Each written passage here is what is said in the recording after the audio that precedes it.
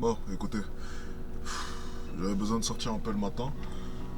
J'ai noté une liste de tâches à faire que je devrais exécuter avant 12 heures. Avant 12 heures, 13 heures, ça dépend. Mais avant ça, j'avais besoin de sortir un peu, ça fait du bien, ok? C'est vrai que maintenant, je suis beaucoup à la maison parce que je bosse depuis chez moi. Avant, c'est vrai que j'avais une vie un peu plus animée.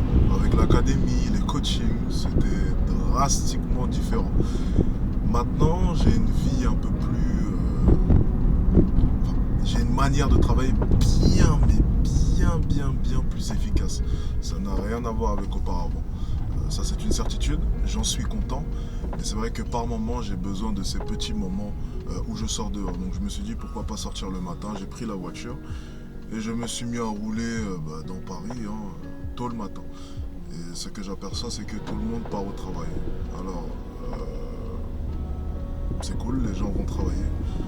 Et moi, c'est bizarre, mais je vois ça aussi comme une forme de travail. Alors oui, vous allez me dire, c'est un peu plus cool, c'est vrai, de simplement se promener en voiture comme ça au hasard, mais je vois ça aussi comme une forme de travail. Ça fait pleinement partie de mon travail.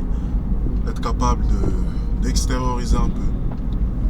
Je me questionne aussi en roulant. Je prends un peu du bon temps et je sais pertinemment que je serai bien plus efficace lorsque je vais rentrer à la maison tout à l'heure. C'est ma façon de travailler. Tu vois, je pense que être tout le temps comme ça, en plein dans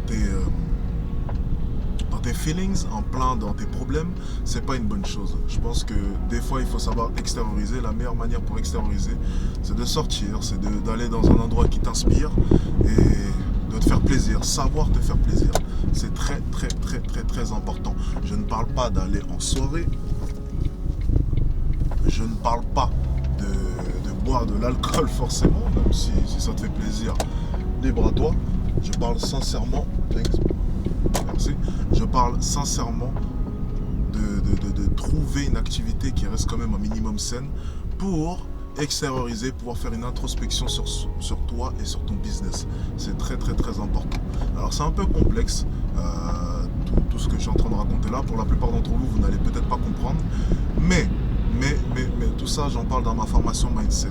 J'en parle aussi par moment dans mes emails. Et sachez d'ailleurs que mes emails sont totalement gratuits. Donc vous avez une newsletter dans la description.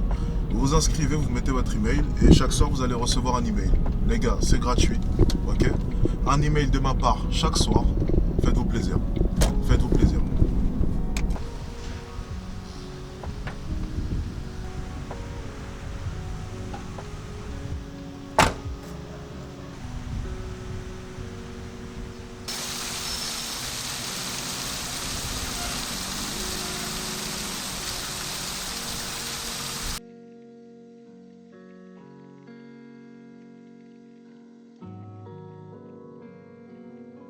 Le départ à Dubaï commence à se concrétiser.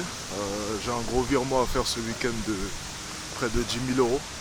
Donc écoutez, je suis un peu stressé quand même. Je vais découvrir une nouvelle ville. Ça sera la première fois que je vais quitter la France, que je vais aller vivre à l'étranger. Et ça fait bizarre. Mais bon, il fallait forcément que je passe par là. Je reviendrai souvent quoi qu'il arrive sur Paris. Je pense passer généralement 10 jours sur Paris chaque mois et 20 jours à Dubaï ou 10 jours autre part, mais dans tous les cas 10 jours en dehors de Dubaï. Euh, pour moi ça sera une expérience vraiment enrichissante, ça sera un nouveau défi et je pense sincèrement que ça va augmenter ma détermination. Alors je ne dis pas que ma détermination n'est pas à son paroxysme, mais je dis simplement que je remarque qu'en ce moment je me base beaucoup sur ma discipline. Ce qui est bien, ok. Mais j'aimerais bien quand même retrouver cette détermination, c'est-à-dire cette envie de faire plus. C'est vrai qu'en ce moment, par moment, il m'arrive de simplement bosser en mode automatique. Soyons tout à fait honnête, je bosse parce que c'est ce que je sais faire et je bosse surtout parce que c'est indispensable pour moi. Peu importe mon ressenti, peu importe mes sentiments, ok. Et j'aimerais bien vraiment retrouver cette envie. Moi, me baser sur ma discipline, même si elle sera bien entendu toujours là, mais surtout avoir de la détermination. Et pour ça, Dubaï, je pense, est la meilleure des manières. Et clairement la meilleure des manières. Une ville très compétitive. Et je pense sincèrement que ça va me booster de lancer un nouveau défi comme ça. Sincèrement.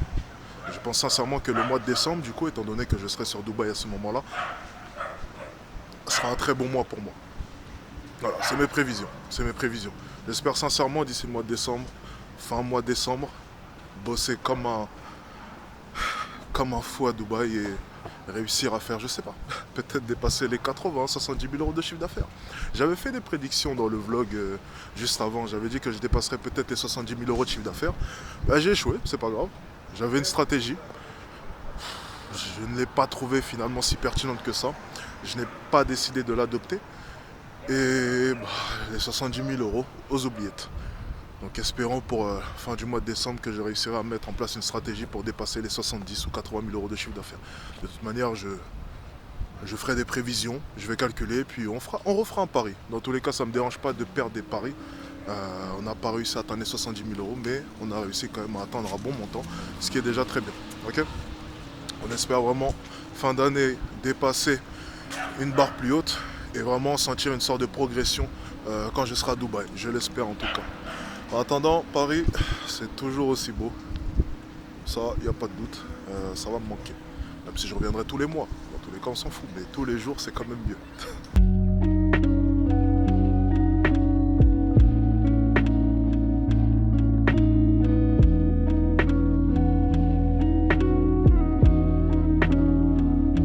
J'ai pas compris ce que t'as dit. Les hommes, qui, quand tu vas vers eux, se disent que c'est open bar. C'est-à-dire que pour eux, c'est trop simple. Et beaucoup d'hommes, mais après, je me dis, bon, potentiellement, ça veut simplement dire que c'est pas la bonne personne.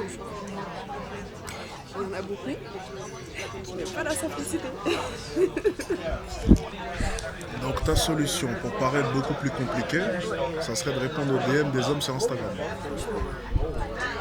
Je peux pas aller voir un homme et qu'ils disent ouais mais elle fait ça avec tout le monde. Donc du coup j'ai déjà fait le sondage, j'ai posé la question. J'ai jamais dit d'aller draguer des hommes, je te dis juste que ta méthode pour te placer sur le marché, c'est de répondre à des DM sur Instagram. Après ce que je fais, c'est que je vais avoir les techniques des likes et toutes ces choses-là. En fait je vais faire comprendre à la personne qu'elle m'intéresse, mais sans réellement faire le premier pas vers la.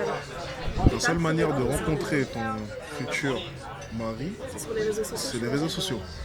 Ouais, non, ça c'est des... Ouais, mais parce que c'est plus simple. En fait, les gens ont du mal maintenant à aborder les femmes dans la rue. C'est-à-dire que même si la personne, tu lui plais, elle aura du mal à venir vers toi. Alors que sur les réseaux, c'est plus simple. Donc pour toi, il y a soit les réseaux, soit la rue. Il y a quoi d'autre? Il y a quoi d'autre? Le monde réel et le monde virtuel. Non, la rue, ça ne définit pas le monde réel à proprement parler. La rue, c'est la rue. Non, mais de manière générale, que ce soit au travail, j'ai jamais rencontré quelqu'un d'intéressant. À la salle de sport, généralement, c'est pas de bonnes personnes. C'est drôle parce que tous les lieux que vous fréquentez, en fait, tu trouveras jamais un prix Nobel là-bas. Bah ouais, tu trouveras qu'un connard. Tu vois, personne va au musée, personne va à des expos, personne va à des conférences, la plupart des femmes qui se plaignent de ne pas trouver le bon type d'homme, généralement dans leur train de vie, tu verras qu'il n'y a rien qui te permettra de trouver le bon type d'homme. Si tu ne fréquentes pas des lieux où traînent les hommes que tu vas avoir, comment est-ce que tu veux les rencontrer? C'est pas en allant à la salle et en rencontrant des pseudo-coachs 2.0, fitness park, qui DM toutes les filles de la salle sur Instagram que tu vas rencontrer l'homme de ta vie.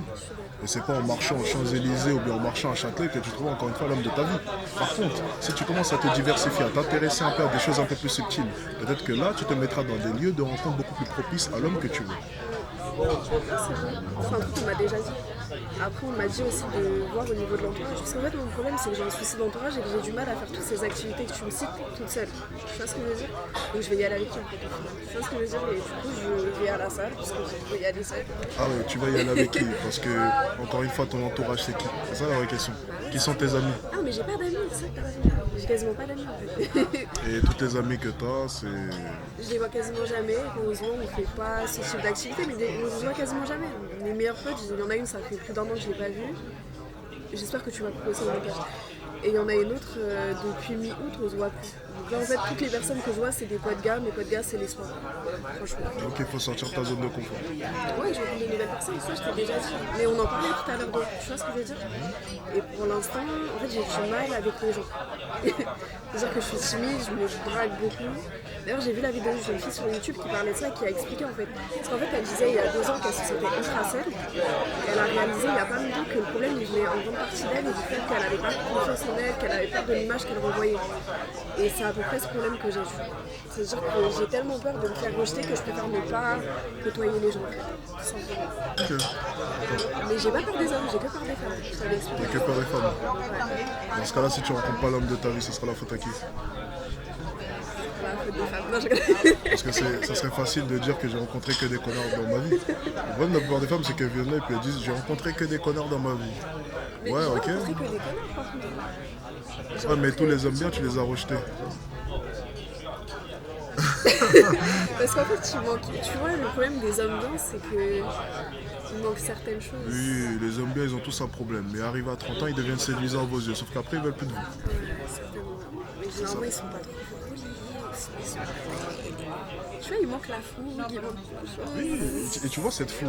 Si vous pensez qu'ils n'ont qu'avec vous, le problème c'est que oui, c'est vrai que les hommes bien, il leur manque une certaine fougue, une certaine audace. parce qu'ils ont Mais pas cette l'habitude. fougue et cette audace, les hommes qui l'ont, ils ne l'auront pas qu'avec vous. Et justement, le fait qu'ils soient audacieux, c'est cette envie de tenter, cette envie de oser. Et justement, ils vont oser vous tromper aussi. Ouais, bien sûr. C'est ça le truc. Ouais, s'ils arrivent à communiquer avec nous, ils peuvent le faire avec tout un tas de Exactement. femmes, ça, c'est pas- Faudra faire sûrement d'être naïf pour penser qu'un homme, en venant te DM sur Instagram, il a DM que toi durant la Ouais, journée. je sais. Ils se font des sessions. Ça va T'as croisé celui qui parle. Ah là, on est sur un tuk-tuk, en pleine promenade à Paris. Il est quelle heure là? Il est minuit. Voilà, une promenade à minuit, on ne sait pas pourquoi. Je n'ai aucune idée. Je ne veux même pas savoir pourquoi est-ce qu'on est dessus. Franchement, ça fait plaisir de se promener à Paris comme ça le soir.